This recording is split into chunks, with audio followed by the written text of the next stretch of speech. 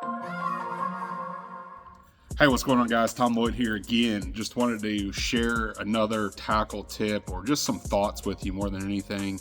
And really just ask your opinion, see what you think about this as well. Just got back from a show, picked up a bunch of these beautiful E-Factor spinnerbaits. Good buddy Justin and Jessica Swast just acquired this company. This particular one here I think is going to be a killer in the cold water. You got that orange kicker blade there, chartreuse and white, diamond plated, a little bit different, big gold blade there.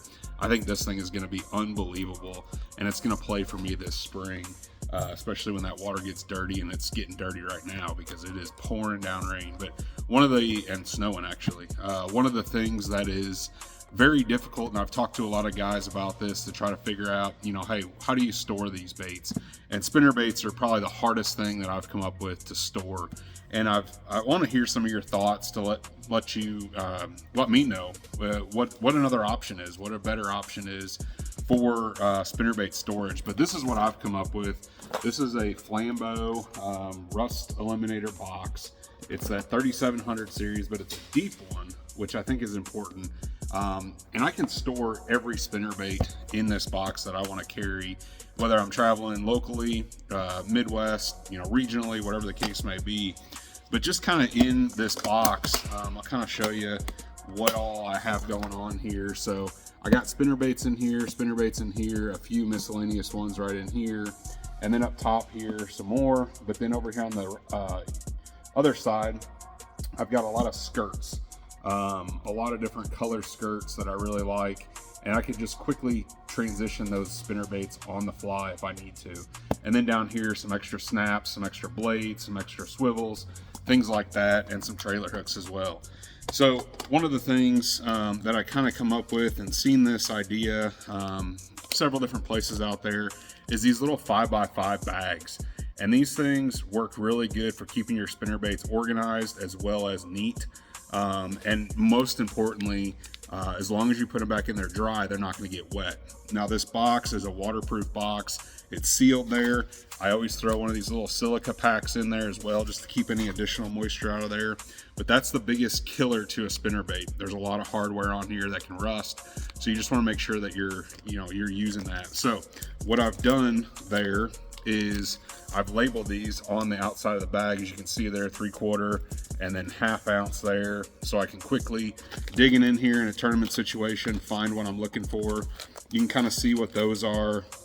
I also have some kind of catch-all ones that I've put in 1/2 ounce clean water, 1/2 ounce dirty water, anything that you might need in a typical tournament situation. And then of course, purple is one of my favorite go-tos.